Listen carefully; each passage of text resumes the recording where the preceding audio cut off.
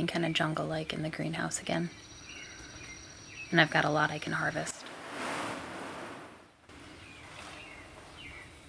My forecast for rain lost the rain option, so I am going to run the sprinkler for another hour outside. It means I can do some things in the greenhouse undercover. I did find a couple of American toads, about yay big. No sign of John specifically, but I'll take the amphibian friends anyway. So today I'm going to harvest some chamomile and calendula and wonderberries, and I'm going to trim off some of the extra vines on this guy.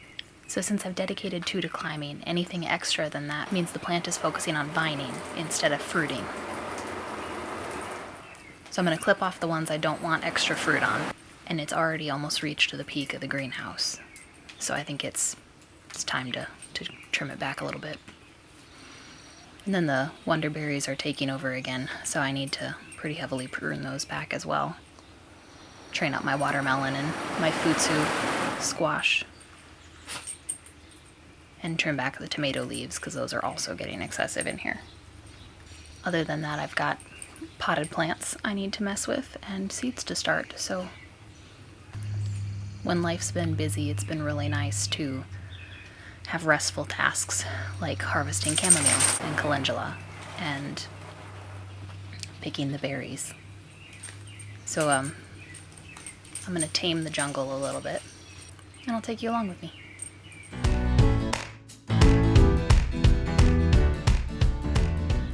I have regained some control in the greenhouse, and I am reorganizing. So all of the things in containers I am moving to the back porch so I can better monitor their nutrition needs, basically. Containers also dry out faster than in-ground beds. There's less to retain moisture, a little more airflow. I think I can show you how far I've gotten, what I've harvested so far. So I have these on a metal tray, which means I'm going to take them inside before they wilt really fast, but here's the amount of wonderberries I got.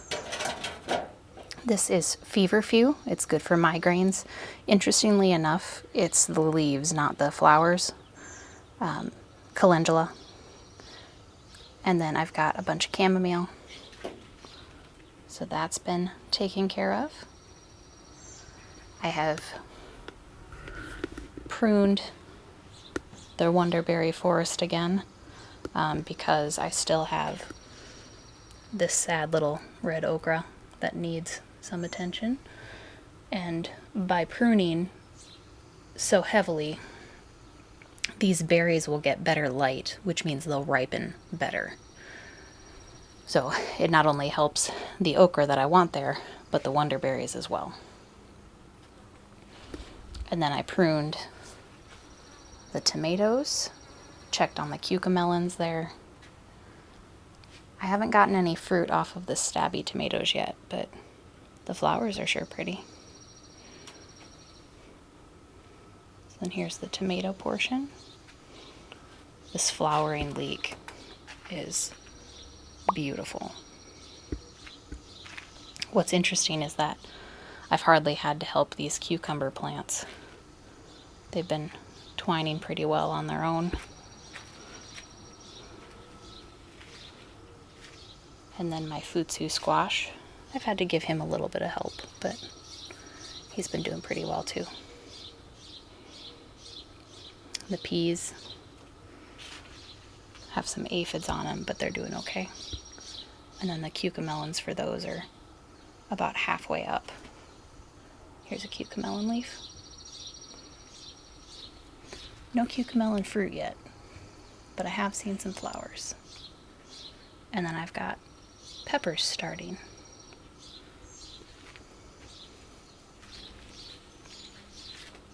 And then my very first pink banana squash is starting to plump up. You can see I've got a couple more fruits ready to be pollinated, and it just keeps going.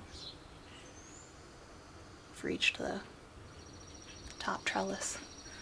You can see him twined around there. I'm a little worried that this one might try to go out the window, so I'll have to keep an eye on him. I've got some Sugar Rush peach peppers coming due there. Jalapenos. My little frog friend. And then I'm getting purple flowers on these jigsaw hot peppers.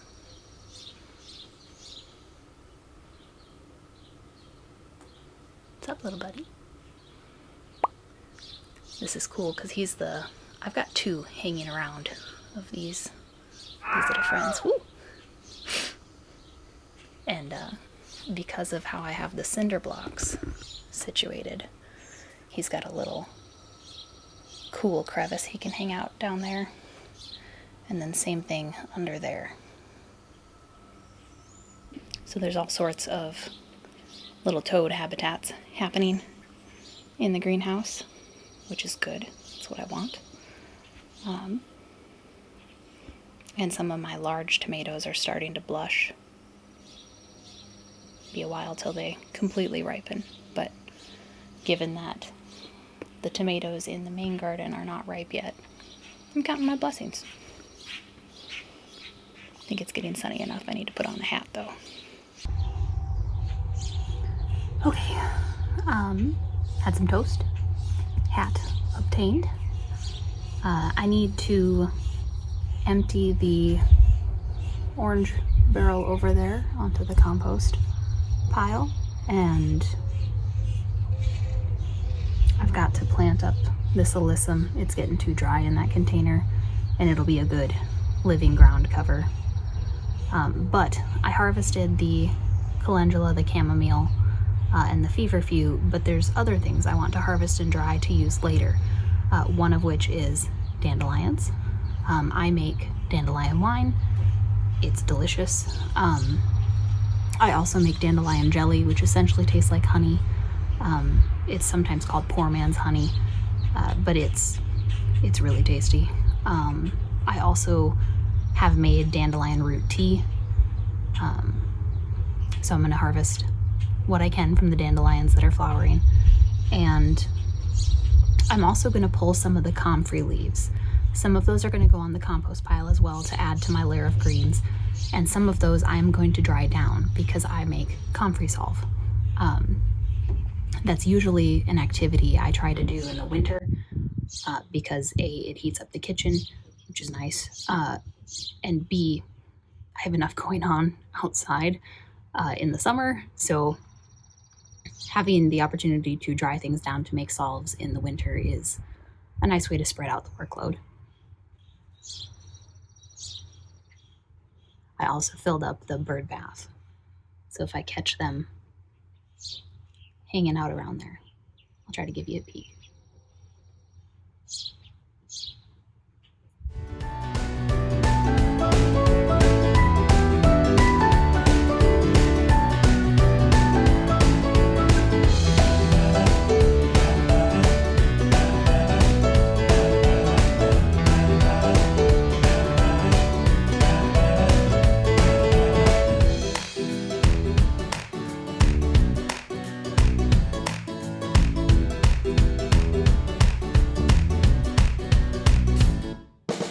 Yesterday I collected the chamomile, calendula, and feverfew, as well as the comfrey and the dandelions. I got more dandelions today, so I'm going to add those to the bag, but there's some bees on them, so I'm waiting for that to not be containing bees.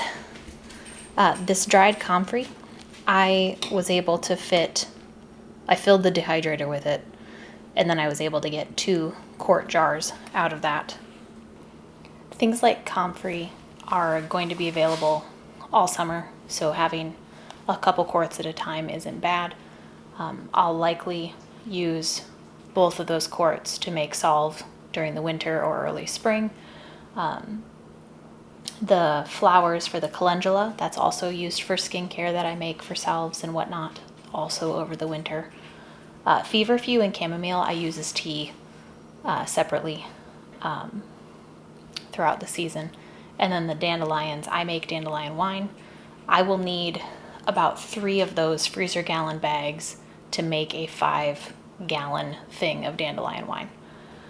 So I'm not quite a third of the way there, but I'll collect all of those over the summer, and then that can be a fine fall or winter hobby.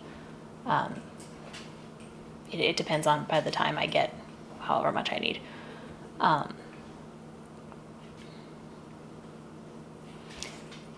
You can also make a salve out of dandelion. That's not something I've done recently. The leaves are edible. I toss those in salads occasionally. And then the roots you can chop up, dehydrate, and roast, and those make a good tea. All of these things are fairly accessible to you no matter what size plot or garden bed you have. Most of them can be done in containers. The comfrey, not so much, but if you have a small yard, 1 comfrey plant would be enough. So even if your space isn't super big, I hope you've got some room for some of these things because they're incredibly useful. It was supposed to be like stupid sunny out today and really hot, and it's suddenly overcast and cool. So I'm gonna use this time to try to get as much done outside as I can without getting overheated. I have a lot of pruning and tying things up to the trellis to do, as well as weeding. I'm also going to be trying to pot up a bunch of different things, so my roselle is in containers much too small for it, and I'm going to move it to something larger. And then I've got a bunch of things left over from working at the greenhouse I have to put in pots. Some of which will go inside, some of which will stay outside, some of which might vacation outside and then go in the house in the winter. So, plenty to do.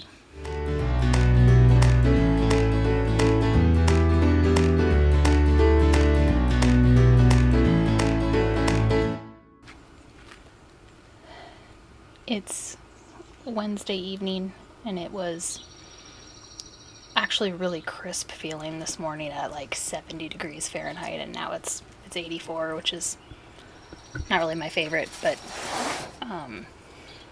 I have stuff I need to do. It's probably going to rain this weekend, so now or never. I've been putting off tidying up the weights that I use to hold down the silage tarp over the winter, and it's kind of driving me crazy. So particularly before we do a garden tour this weekend, I'm going to run around and tidy up all of my bricks and broken cinder blocks that I've been using just to weigh down tarp. What are you doing?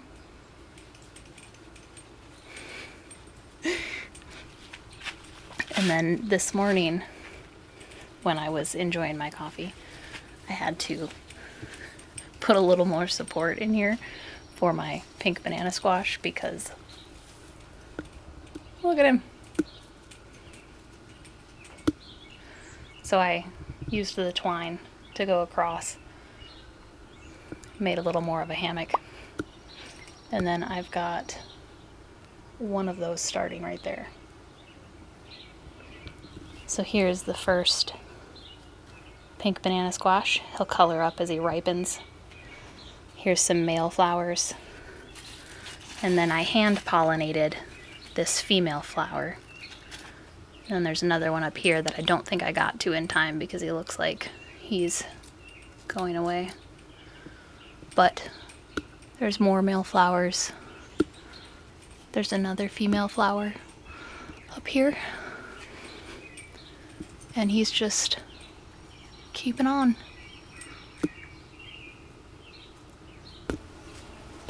Last night I came out and I harvested wonderberries as well as chamomile. And I was kind of surprised when I came out again today. I had to harvest more wonderberries and there's more chamomile. So I'll probably get distracted with that when I'm supposed to be picking up rocks and things, but at least I'll be making some progress. So, time to focus, pick up some of my weights that I've been leaving around. And, are you ripe? It might be. This is my Purple Heart Determinate tomato, and he sure is pretty. I'm hoping these guys start to blush up soon.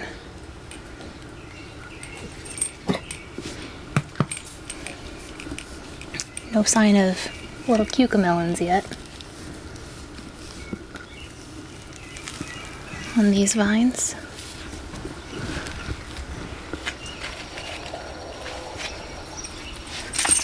Getting a few peas still here and there.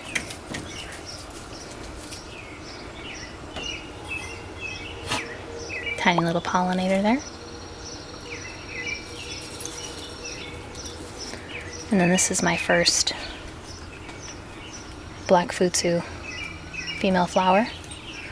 Got a couple of males starting, but they haven't opened yet. Ooh, there's the second one. Have to keep an eye on that too. And then I need to do a foliar spray on these peppers so they can help get large and beautiful. But yeah. Greenhouse is looking pretty good. I think it's been about an hour and a half, but I did complete what I set out to do, which is good news. So, what did I do? I moved all my rocks into the storage shed. I got rid of all of the irrigation that's been broken for a couple years and just hasn't been a high enough priority for me to fix.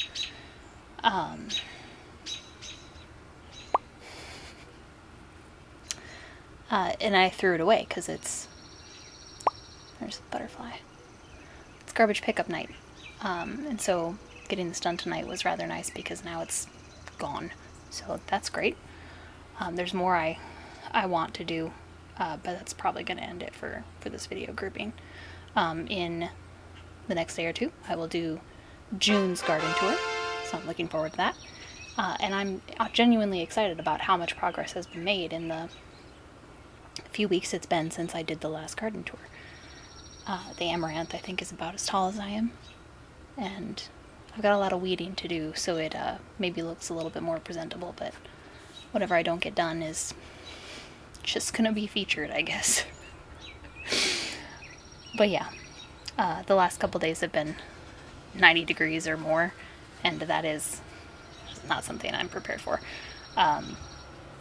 It being in the 80s right now is just, it's not great. Let me see if I can get this butterfly for you to see. It's really neat. Do you see him there?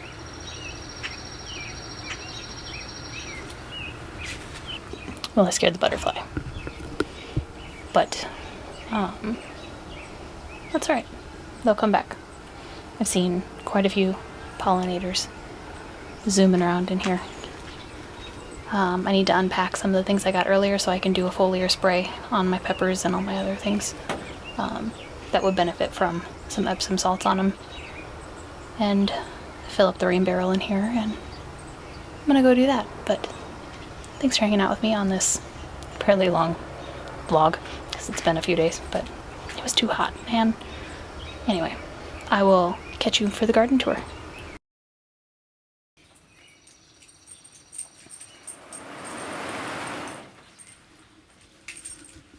And the puppy ones.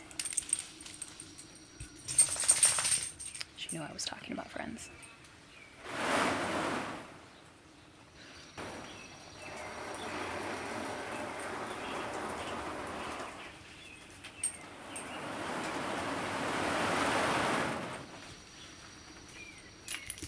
Nice sweet one. What's up, Minnie? You being a good girl? Yeah. You're so good. Yeah, you. Even though you're smelly.